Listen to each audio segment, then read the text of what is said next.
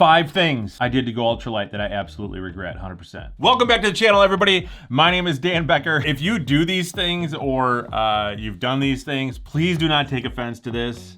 I'm not picking on anybody. I'm literally picking on myself because I just think back on my journey through backpacking and I think about all of the things that I did to go as lightweight as possible. Okay, here we go. All right, first thing I did that I did to go ultralight was I bought this. You don't know what this is, do you? Maybe you do. Comes with a straw.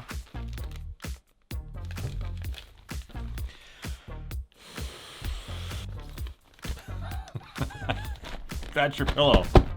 This is the worst pillow in the world for so many reasons. Listen to that. Reason number 1, okay? Keeps you up all night long because it's so crinkly in your ear. And then also, it's just a terrible. This weighs like a half an ounce.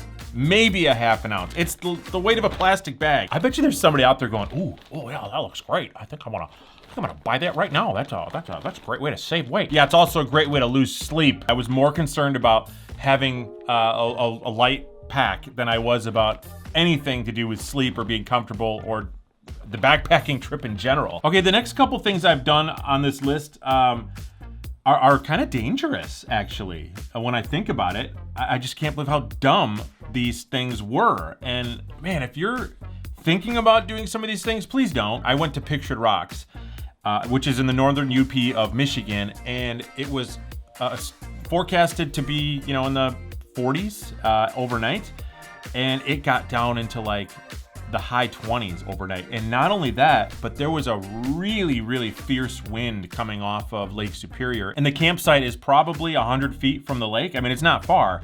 And the wind was just blowing right onto us all night long. And then it started raining. So here's what I did that was absolutely stupid to go ultralight. I did not bring enough layers to stay warm. And I remember thinking as I was packing up, you know, I could probably throw an extra jacket or 2 in here. I mean, it is October and the weather up there can change quite a bit, but you know what? That would just be too heavy. I could have really injured myself. I could have had hypothermia. Something could have gone really wrong. It just could have been a disastrous situation. Thank God it wasn't anything more than just being really, really cold overnight, but man, not bringing enough layers, totally stupid. Okay, I still do this to this day, and it's gotta be just mind over matter. There are times when I'm hiking when I really don't bring even enough food with me to satisfy me because I'm more concerned about how much my food weighs than I am about actually getting to camp and eating. Sometimes when you're hiking, you don't realize the calories that you're burning, and that's gonna cause you to get really hungry by the end of the day. You know, sometimes you're actually not hungry. Somebody explained that to me. That's gotta be like some medical thing, like some guy out there, doctor, nurse, somebody's gonna tell me. And when you're sitting at camp and you're looking at somebody else who's like brought enough food, and you're like, hey man, how's that taste? That cheesy mac over there. How's that tasting for you? And they're like, yeah, no, dude, this is mine. Always bring more food than you think. And I'm talking to myself. Dan, always bring more food than you think. Bring an extra meal or 2 or 3, like if you have to stay out an extra day or 2. I know you've done this, because I've done this many, many times. A backpacking trip I went on one time, I brought a 40-degree quilt. The weather dropped into the low 30s, and I froze overnight. So this is kind of like, you know, not bringing enough layers to stay warm just at camp, but then not bringing gear that's properly rated for your overnight trip just to save a few ounces while you're hiking. Bad idea. I learned, okay, out of that circumstance and a few other times when I let that happen, that I should always prep for 10 degrees colder than what the weather says. So if it's gonna be a 40-degree trip, I'm gonna bring at least gear that can get me down to 30 degrees, because I can't tell you how many times the weather changed, and that's the worst sleep ever. Terrible sleep, and you can't hike the next day. You're just, well, you can, but you're absolutely miserable. All right, this last one I actually threw in here just for some kicks. Some of you guys may be offended by this. I am not pointing fingers at any of you at all, so just forget about that, because this is something that I did, and it's become very popular, and it's just absolutely silly. Do you know what this is?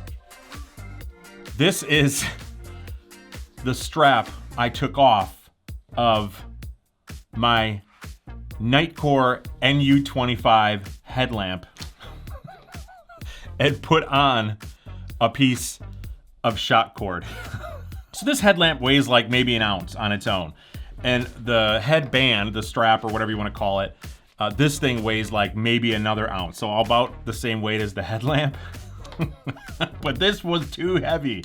So I did what a lot of people do, and I actually took this strap off and I put some shock cord on there because that's gonna make me hike better. You don't want anybody seeing this on your Nitecore NU25. This is an ounce. I mean, I can't believe your head doesn't tip over when you're wearing your headlamp, honestly, with this thing on there. So yes, I've still left this on there just because, you know, I worked on it, and this has been on for probably 2 or 3 years, this shock cord. So I was probably one of the first people to do that.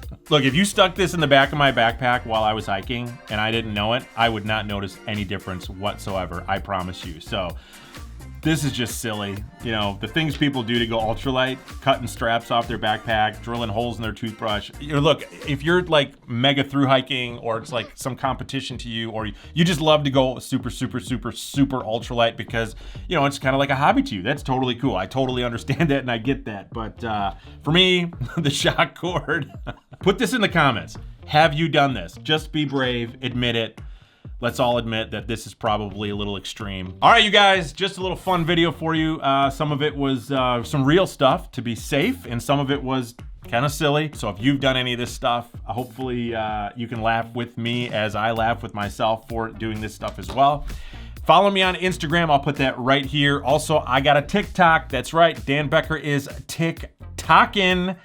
And I will see you guys on the next one. This is a sign I watched way too much YouTube.